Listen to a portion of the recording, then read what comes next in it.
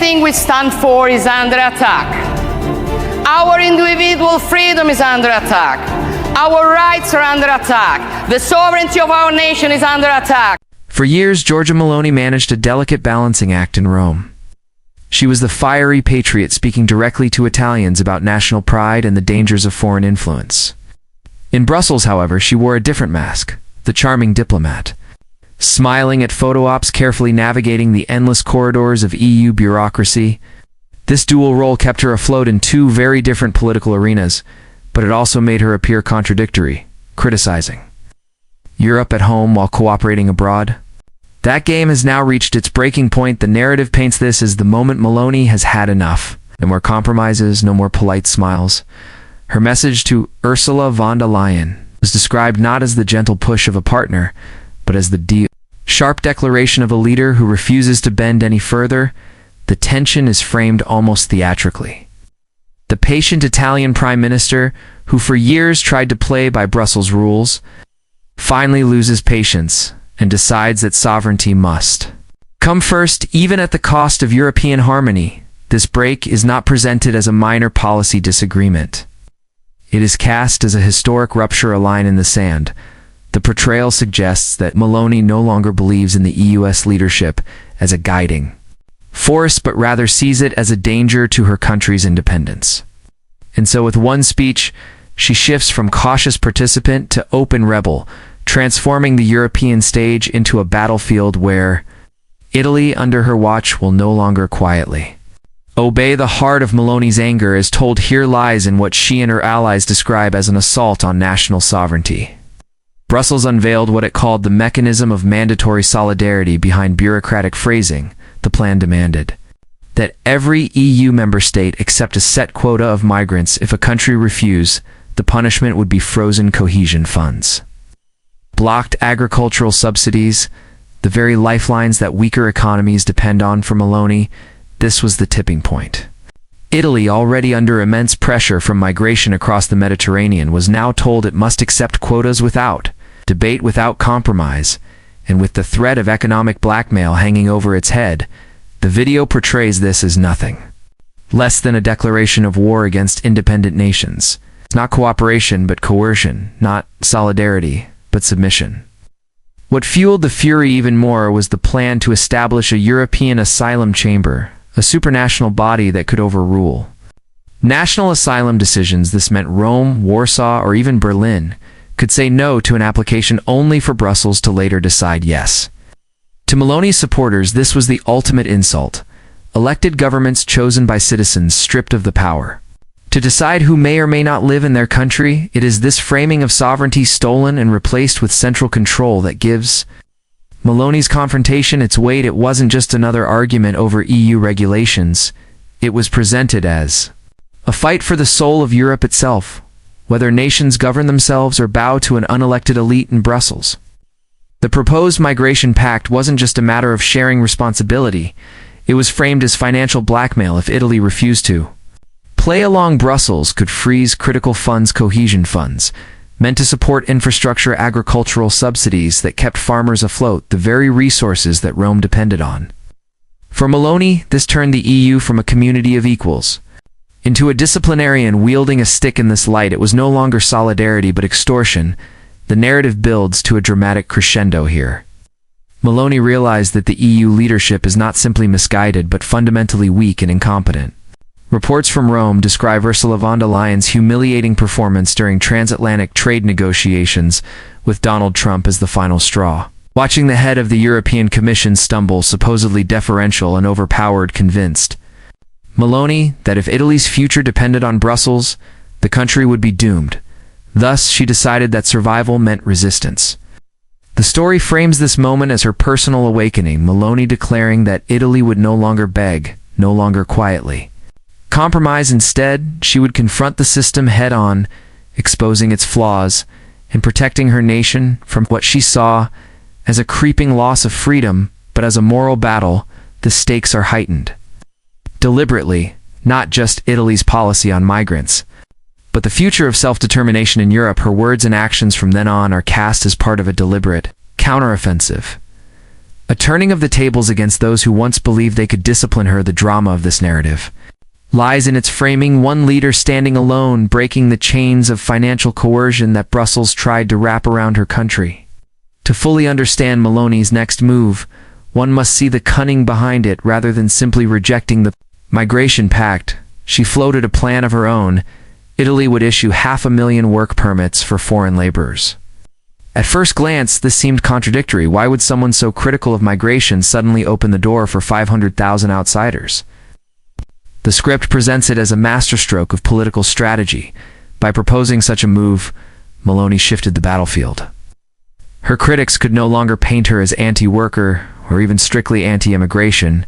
Instead, she drew a sharp line between controlled legal and beneficial labor migration on one side and chaotic, uncontrolled influxes of migrants on the other. This allowed her to stand firmly against Brussels' dictates while simultaneously portraying herself as pragmatic and forward. Thinking she wasn't shutting doors, she was deciding which ones to open. The ploy also divided her opponents. The European left struggled to attack her. If they accused her of being anti-immigrant, she could point to her massive work visa plan. If they accused her of undermining labor rights, she could highlight how her policy created opportunities for legal workers.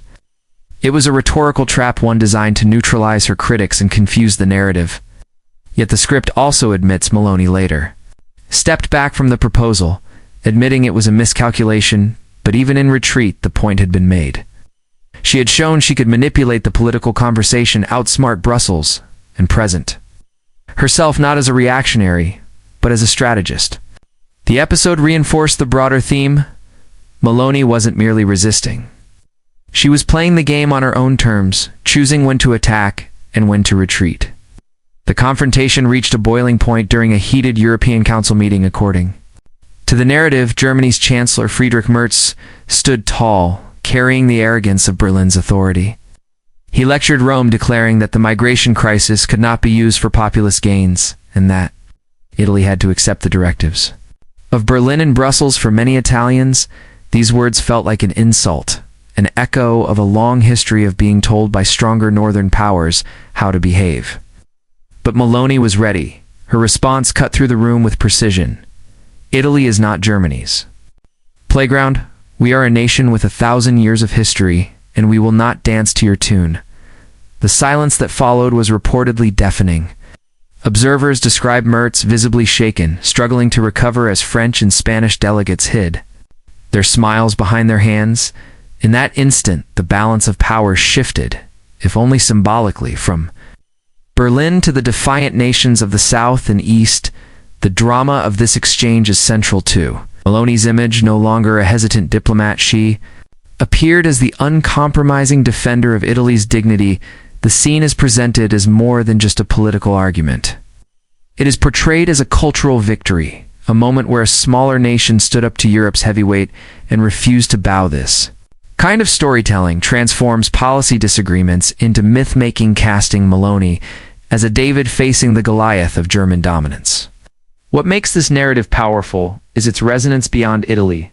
Other nations that have long felt lectured by Brussels and Berlin saw in her defiance a model, a proof that resistance was possible. It wasn't just Italy that gained from her sharp retort, but the entire idea of sovereignty in Europe. The account continues with the claim that Meloni's defiance had immediate tangible results overnight. The official statements of the summit were rewritten. The references to mandatory solidarity were quietly removed, as if the EU itself had been forced to backtrack for her supporters.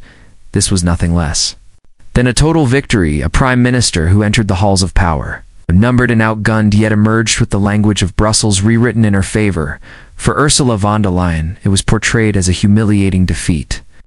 The Commission president, often framed as the iron face of EU centralization, had supposedly tried to discipline Meloni, only to be rebuffed in front of her peers. The symbolism of the moment was rich. The bureaucratic elite, accustomed to compliance, suddenly confronted with a leader unwilling to obey. This narrative goes further, describing the EU as a rotting system, led by an unelected empress without a mandate. Von der Leyen is painted not as a leader chosen by the people, but as a bureaucrat presiding over an army of unelected officials producing regulations that suffocate economies. From the Green Deal that risks industrial decline in Germany to the migration pact that imposes chaos, Brussels is depicted as a machine detached from reality, feeding itself with power rather than serving its citizens. Meloni's supposed victory against this machine becomes more than a political win. It is dramatized as a rebirth of national pride in Italy, a revival of sovereignty that had long been stifled. The idea is simple, but powerful. One leader stood against the tide of bureaucracy, and won not just for her country, but for the principle of democracy itself. The aftermath of Meloni's confrontation was no longer just about migration quotas or a clash with Ursula von der Leyen. The story had escalated into a full-scale indictment of the European Union itself. Brussels, the narrative insisted, was not a beacon of democracy, but a technocratic empire. Disguised as one von der Leyen, often depicted as a kind of empress without a mandate, became the symbol of this machine, a leader who had never faced the direct vote of citizens, yet wielded enormous power over millions of lives. The EU's vast bureaucracy of 60,000 unelected officials was portrayed as a suffocating apparatus churning out thousands of pages of regulations that strangled businesses and undermined national economies. From the controversial Green Deal, which critics argued was deindustrializing Germany, to the migration pact that imposed chaos, every policy was framed as proof of a leadership detached from reality and indifferent to ordinary citizens. Meloni's rebellion against this order was thus elevated into something mythic no longer. Was she just fighting for Italy's right to control its borders? She was resisting what was described as a technocratic dictatorship. The language was stark, almost apocalyptic. Brussels no longer represented cooperation, but coercion, not solidarity, but submission. And yet the drama did not stop there. Meloni's defiance was said to spark a rebirth of national pride, a rejection of the narrative that patriotism was dangerous or outdated. Across Italy, people rallied to her side, uniting behind the idea that love of one's homeland was not a sin, but a necessity. Support poured in from across Europe, weaving her rebellion into a broader movement. The frame was clear, a lone leader standing against the machine, turning her defiance into a beacon. For those who still believed in sovereignty, identity, and self-determination, the final act of this unfolding drama is presented not as the end of a battle, but as the beginning of a larger war for Europe's soul. Meloni's fight against Brussels is described as having ignited a flame, one that spread beyond Italy's borders and began to burn across the continent. Her rebellion became a symbol of choice between an EU ruled by unelected elites or a Europe of proud nations, each steering its own destiny. The story widens here to global proportions, while Ursula von der Leyen delivered hollow speeches filled with vague slogans of unity. Meloni was shown traveling abroad, forging deals in Washington, and being received with respect at Mar-a-Lago by Donald Trump. The contrast was striking. One leader greeted with real influence, the other mocked for empty phrases.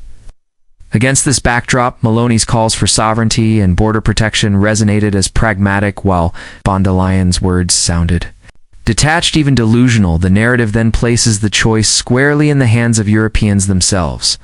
Do they want a Europe where leaders bow to unelected bureaucrats, where national governments are punished for resisting migration quotas, where patriotism is treated as a relic of the past? Or do they want a Europe of nations sovereign, proud, and free to determine their own futures? By the end, Meloni and figures like Alice Rael are grouped together as the vanguard of this new European awakening. They are portrayed as the defenders of identity, sovereignty, and democracy in its purest form. The question is no longer whether Meloni has enough strength to stand against Brussels. The question is whether Europeans themselves are ready to choose her vision over the system. She defies the conclusion, leaves the audience with a challenge, almost a call to arms. The bureaucrats may cling to their power, but the flame of sovereignty is spreading. And in this vision, Meloni is not just Italy's prime minister, she is the symbol of a new Europe, rising Europe, breaking desk.